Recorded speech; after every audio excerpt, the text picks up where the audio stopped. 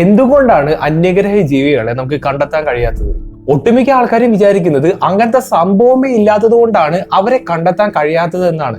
പക്ഷേ അത് അങ്ങനെ ആവണമെന്ന് ഒരു നിർബന്ധവുമില്ല. ചിലപ്പോൾ ഈ പറയുന്ന അഡ്വാൻസ് സിവിലൈസേഷൻസ് എല്ലാം നമ്മളിൽ നിന്ന് ഒളിച്ചിരിക്കുന്നതായിരിക്കാം. ഇത് കേൾക്കുമ്പോൾ ഒരു സയൻസ് ഫിക്ഷൻ സിനിമ പോലെ തോന്നിക്കുമെങ്കിലും ഇത് ചിലപ്പോൾ ഒരു റിയാലിറ്റി ആയിരിക്കാം. ഏതെങ്കിലും ഒരു ദിവസം രാത്രി ആകാശത്തേക്കൊന്ന് നോക്കാം. കോടിക്കണക്കിന് നക്ഷത്രങ്ങൾ നിങ്ങളുടെ കൺമുന്നിൽ തെളിഞ്ഞു വരുന്നതായിട്ട് നിങ്ങൾക്ക് കാണാൻ കഴിയും. നമ്മുടെ ഭൂമി എന്ന പോലെ തന്നെ ഈ നക്ഷത്രങ്ങൾക്ക് ചുറ്റും ഒരുപാടധികം ഗ്രഹങ്ങൾ ഇങ്ങനെ ചുറ്റിക്കളിക്കുന്നുണ്ട്. അതിന്റെ അർത്ഥം ഈ ഗ്രഹങ്ങളുടെ എണ്ണം എന്ന് പറയുന്നത് നമ്മൾ വിചാരിക്കുന്നതിന് അപ്പുറമുള്ള ഒരു നമ്പർ ആയിരിക്കും. ഇത്ര അധികം ഗ്രഹങ്ങൾ ഉള്ളത് കൊണ്ട് തന്നെ ലൈഫ് എന്ന് പറയുന്ന പ്രതിഭാസം ഒരിക്കലും റെയർ ആയിരിക്കരുത്. അങ്ങനെയാണെങ്കിൽ ഇവിടുത്തെ ഏറ്റവും വലിയ ചോദ്യം എന്ന് വെച്ചാൽ എവിടെയാണ് എല്ലാവരും? ഇത്ര അധികം പടർന്ന് പന്തലിച്ച് കിടക്കുന്ന നമ്മുടെ യൂണിവേഴ്സിൽ എന്തുകൊണ്ടാണ് നമുക്ക് ഇതുവരെ വേറൊരു ജീവനെ കണ്ടെത്താൻ കഴിയാത്തത്? ഈ ഒരു നിഗൂഢതയെയാണ് ഫെർമി പാരഡോക്സ് എന്ന് ശാസ്ത്രജ്ഞന്മാർ വിളിക്കുന്നത്. ഫെർമി പാരഡോക്സിനെ പറ്റി നമ്മുടെ ചാനലിലൂടെ ഒരുപാട് വീഡിയോസ് ഞാൻ ചെയ്തിട്ടുണ്ട്. പക്ഷേ ഇതിനുള്ള ഒരു പോസിബിൾ ഉത്തരമായിരിക്കാം. നിങ്ങൾ 3 ബോഡി പ്രോബ്ലം എന്ന് പറയുന്ന ഒരു പ്രതിഭാസത്തെ പറ്റി കേട്ടിട്ടുണ്ടോ? അതായത് 3 സ്റ്റാറുകൾ പരസ്പരം ഓർബിറ്റ് ചെയ്യുന്ന ഒരു സിസ്റ്റത്തിനെയാണ് ശരിക്കും 3 ബോഡി പ്രോബ്ലം എന്ന് പറയുന്നത്. നമ്മുടെ സോളാർ സിസ്റ്റത്തിൽ ഒരൊറ്റ സ്റ്റാർ ഉള്ളത് കൊണ്ട് തന്നെ അതിനെ സിംഗുലർ പ്ലാനറ്ററി സിസ്റ്റം എന്ന് പറയാൻ പറ്റും. അതുപോലെ തന്നെ ചില സിറ്റുവേഷനിൽ 2 സ്റ്റാറുകൾ പരസ്പരം ഓർബിറ്റ് ചെയ്യുന്ന കണ്ടീഷൻ ഉണ്ടാവാറുണ്ട്. ഇത്തരം സ്റ്റാർ സിസ്റ്റത്തിനെയാണ് നമ്മൾ ബൈനറി സ്റ്റാർ സിസ്റ്റം എന്ന് പറയുന്നത്. ഇവിടെ 2 സ്റ്റാറുകൾ ഇങ്ങനെ പരസ്പരം ഓർബിറ്റ് ചെയ്യുന്നത് കൊണ്ട് തന്നെ അത് പോകുന്ന വഴിയെല്ലാം നമുക്ക് ഏകദേശം ഗസ് ചെയ്യാൻ പറ്റും. അങ്ങനെയാണെങ്കിൽ ഈ ബൈനറി സ്റ്റാർ സിസ്റ്റത്തിന്റെ അകത്തേക്ക് മൂന്നാമതൊരു സ്റ്റാർ വന്നു കഴിഞ്ഞാൽ ഈ സ്റ്റാറുകൾ പരസ്പരം എങ്ങനെയായിരിക്കും ഓർബിറ്റ് ചെയ്യുന്നത്? ഈ ഒരു അവസ്ഥയിൽ ഈ സ്റ്റാറുകൾ ഓർബിറ്റ് ചെയ്യുന്ന രീതി എന്ന് പറയുന്നത് വളരെയധികം കോംപ്ലിക്കേറ്റഡ് ആയിരിക്കും. അതായത് ഈ സ്റ്റാറുകൾ ഏതൊക്കെ വഴിയിലൂടെയാണ് ഓർബിറ്റ് ചെയ്യുന്നത് എന്ന് നമുക്ക് കറക്റ്റ് ആയിട്ട് കാൽക്കുലേറ്റ് ചെയ്തെടുക്കാൻ വളരെയധികം ബുദ്ധിമുട്ടായിരിക്കും. ഇത് ഇത്ര അധികം കോംപ്ലിക്കേറ്റഡ് ആയതുകൊണ്ട് തന്നെ ഇതിനെപ്പറ്റി അധികം ഒന്നും ഞാൻ എക്സ്പ്ലെയിൻ ചെയ്യുന്നില്ല. പക്ഷേ ഇങ്ങനത്തെ ഒരു സ്റ്റാർ സിസ്റ്റത്തിനെയാണ് നമ്മൾ 3 ബോഡി പ്രോബ്ലം എന്ന് പറയുന്നത്. ഇനി ഇത്തരത്തിലുള്ള ഒരു സ്റ്റാർ സിസ്റ്റത്തിൽ ഒരു ഗ്രഹം ഉണ്ടെന്ന് നിങ്ങൾ സങ്കല്പിക്കുക. ആ ഗ്രഹത്തിന്റെ അകത്ത് നമ്മുടെ ഭൂമിയിൽ എന്ന പോലെ തന്നെ ഒരു അഡ്വാൻസ്ഡ് ആയിട്ടുള്ള ജീവജാലങ്ങൾ ഇവോൾവ് ആയി വന്നു എന്ന് വിചാരിക്കുക. വേറൊരു രീതിയിൽ പറയുകയാണെങ്കിൽ അന്യഗ്രഹ ജീവികൾ ഈ ഗ്രഹത്തിൽ ഉണ്ട് എന്ന് നിങ്ങൾ സങ്കല്പിക്കുക. പക്ഷെ ഇവിടുത്തെ ഏറ്റവും വലിയ കുഴപ്പം എന്താ വെച്ചാൽ ഈ ഗ്രഹത്തിൽ ജീവൻ ഉണ്ടെങ്കിൽ പോലും ഈ ഗ്രഹം ഓർബിറ്റ് ചെയ്യുന്നത് ഒരു 3 ബോഡി സ്റ്റാർ സിസ്റ്റത്തിന് ആയതുകൊണ്ട് തന്നെ ഈ ഗ്രഹത്തിൽ ലൈഫ് സസ്റ്റെയിൻ ചെയ്യാനുള്ള സാധ്യത വളരെയധികം കുറവാണ്. അതിന്റെ അർത്ഥം എന്താ വെച്ചാൽ ഈ ഗ്രഹത്തിൽ ഇവോൾവ് ആയി വന്നിരിക്കുന്ന ആ ഒരു ജീവജാലങ്ങളില്ലേ, ആ അന്യഗ്രഹ ജീവികളില്ലേ, അവർക്ക് അവരുടെ സർവൈവൽ ഉറപ്പിക്കണമെങ്കിൽ ആ ഗ്രഹം വിട്ട് വേറെ ഏതെങ്കിലും ഒരു സ്ഥലത്തേക്ക് പോയേ പറ്റൂ. പക്ഷേ അനുയോജ്യമായിട്ടുള്ള ഒരു ഗ്രഹത്തെ കണ്ടുപിടിക്കുക എന്നുള്ളത് വളരെയധികം ബുദ്ധിമുട്ടുള്ള ഒരു കാര്യമാണ്. അങ്ങനെ ഇരിക്കുമ്പോഴാണ് നമ്മുടെ ഭൂമിയിലുള്ള ജീവജാലങ്ങൾ ഒരുപാട് സിഗ്നൽസ് എല്ലാം സ്പേസിലേക്ക് ഇങ്ങനെ വിട്ടുകൊണ്ടിരിക്കുന്നത്. ഇനി അഥവാ ഭൂമിയിൽ നിന്ന് അയക്കുന്ന സിഗ്നൽസ് ഈ പറയുന്ന സിവിലൈസേഷന് കിട്ടിയെന്ന് വിചാരിക്കുക, ഈ പറഞ്ഞ അന്യഗ്രഹ ജീവികൾക്ക് കിട്ടിയെന്ന് വിചാരിക്കുക. അവർക്ക് ഭൂമി എന്നുള്ളൊരു ഗ്രഹത്തിന്റെ ലൊക്കേഷൻ കിട്ടുകയും അവിടേക്ക് വരാനുള്ള സാധ്യതയും വളരെയധികം കൂടുതലായിരിക്കും. ഞാനിപ്പോ ഈ പറഞ്ഞതിന്റെ ഗൗരവം നിങ്ങൾക്ക് മനസ്സിലാക്കണമെങ്കിൽ നിങ്ങൾ കുറച്ച് കാര്യങ്ങൾ ആലോചിച്ചാൽ മതി. ഇവിടെ ഈ ഗ്രഹത്തിൽ ജീവിക്കുന്ന ജീവികളുടെ ടെക്നോളജിക്കൽ ലെവൽ എന്തോരം ഉണ്ടെന്ന് നമുക്ക് ഒരിക്കലും പറയാൻ പറ്റില്ല. ചിലപ്പോ ഇപ്പോഴത്തെ മനുഷ്യരെക്കാൾ ഒരു 1000, 2000, 3000 വർഷങ്ങൾ കൂടുതൽ അഡ്വാൻസ്ഡ് ആയിട്ടുള്ള ഒരു സിവിലൈസേഷൻ ആയിരിക്കാം അവർ. അവരുടെ കൈവശം വളരെയധികം കേപ്പബിൾ ആയിട്ടുള്ളതും വളരെയധികം അഡ്വാൻസ്ഡ് ആയിട്ടുള്ള ടെക്നോളജി ഉണ്ടായിരിക്കാം. സ്പേസിലൂടെ നിഷ്പ്രയാസം യാത്ര ചെയ്യാൻ കഴിയുന്ന ടെക്നോളജി എല്ലാം ചിലപ്പോൾ അവരുടെ കൈവശം ഉണ്ടായിരിക്കാം. എന്തൊക്കെയുണ്ടെന്ന് പറഞ്ഞാലും അവർ നിൽക്കുന്ന ആ ഒരു ഗ്രഹത്തിന് ജീവനെ സപ്പോർട്ട് ചെയ്യാൻ കഴിയില്ലെങ്കിൽ അവരെന്തായാലും വേറൊരു ഗ്രഹത്തെ തേടിപ്പോവും. അങ്ങനെ ഇരിക്കുമ്പോഴാണ് ഭൂമിയെ അവർക്ക് ലൊക്കേറ്റ് ചെയ്യാൻ പറ്റുന്നതും ഭൂമി എന്ന് പറയുന്നത് ഒരു പരിഹാരമായിട്ട് അവർ കാണുന്നത്. അങ്ങനെ ഈ പറയുന്ന കൂട്ടര് നമ്മുടെ ഭൂമിയിലേക്ക് വരുന്ന ഒരു അവസ്ഥയും കൂടി നിങ്ങൾ ആലോചിച്ച് നോക്കുക. അതിനുശേഷം ഭൂമിയിലുള്ള ജീവജാലങ്ങളായിട്ടുള്ള നമ്മളെ വെച്ചിട്ട് അവരെ കമ്പയർ ചെയ്യും. അപ്പോ അവർ നോക്കുമ്പോൾ ഭൂമിയിലുള്ള ആൾക്കാരെ വെച്ച് കമ്പയർ ചെയ്യുമ്പോൾ അവർ വളരെയധികം അഡ്വാൻസ്ഡ് ആണ്. ഭൂമിയിലുള്ള അഡ്വാൻസ്ഡ് ആയിട്ടുള്ള ജീവികളായിട്ടുള്ള നമ്മളെ നിഷ്പ്രയാസം കീഴടക്കി ഭൂമിനെ അവരുടെ ഗ്രഹമായിട്ട് കയ്യേറാനുള്ള സാധ്യതയും അവിടെ വളരെയധികം കൂടുതലാണ്. ഞാനിപ്പോ ഈ പറഞ്ഞ കാര്യം മനുഷ്യർക്കിടയിൽ സംഭവിച്ച കാര്യങ്ങൾ തന്നെയാണ്. ഇങ്ങനെ ഒരു കാര്യം സംഭവിക്കുകയാണെങ്കിൽ മനുഷ്യരെന്ന് പറയുന്ന സംഭവം നാമാവശേഷമാവാനുള്ള എല്ലാ സാധ്യതയുണ്ട്.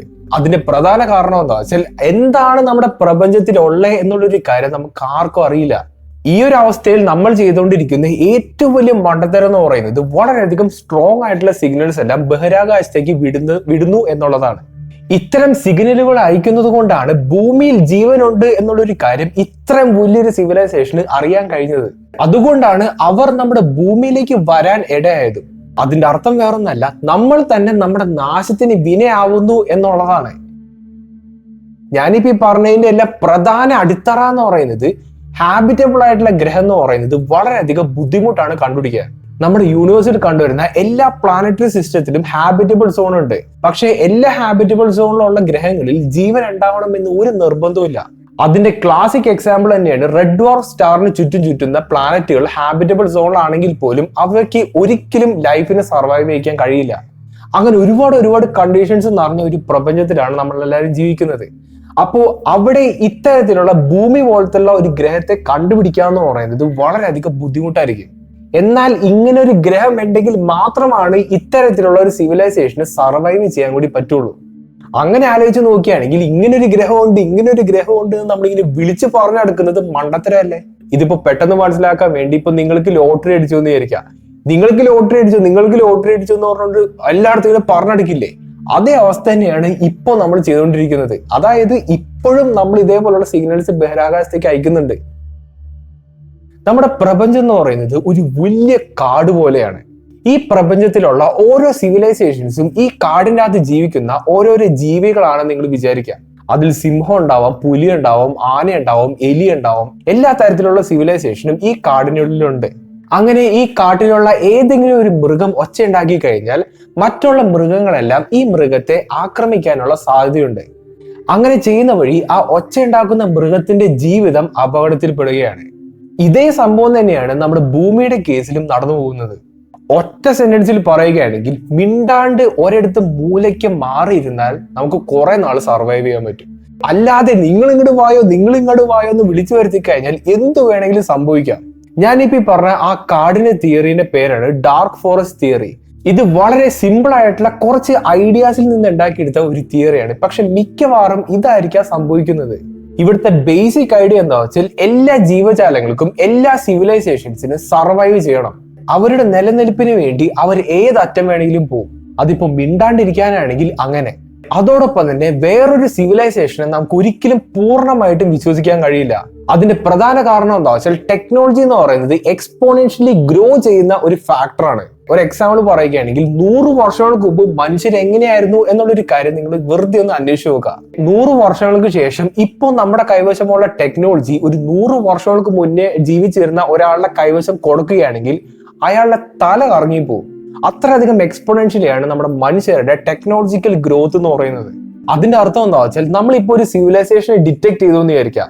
നമ്മുടെ കണ്ണിൽ ആ സിവിലൈസേഷൻ വളരെയധികം വീക്ക് ആയിട്ടുള്ള ഒരു സിവിലൈസേഷൻ ആയിരിക്കാം. പക്ഷേ ഒരു 10-100 വർഷങ്ങൾ മുന്നോട്ട് പോവുകയാണെങ്കിൽ ആ ഒരു സിവിലൈസേഷൻ നമ്മുടെ ഇപ്പോഴത്തെ ഒരു സിവിലൈസേഷനെക്കാളും 10-100 മടങ്ങ് അഡ്വാൻസ്ഡ് ആവാനുള്ള സാധ്യതയുണ്ട്. അതുകൊണ്ട് തന്നെ ഇവിടുത്തെ ഏറ്റവും ലോജിക്കൽ ആയിട്ടുള്ള ഒരു സൊല്യൂഷൻ എന്താ വെച്ചാൽ, അവർ വീക്കായി നിൽക്കുമ്പോൾ തന്നെ അവരെ അറ്റാക്ക് ചെയ്ത് ഇല്ലാണ്ടാക്കുക എന്നുള്ളതാണ്. അതോടുകൂടി നമുക്ക് ആ ഒരു ഭൂമിയെ അല്ലെങ്കിൽ ആ ഒരു ഗ്രഹത്തെ കയ്യേറാനും കഴിയും. ആ ഒരു റിസോഴ്സ് നമുക്ക് കിട്ടും.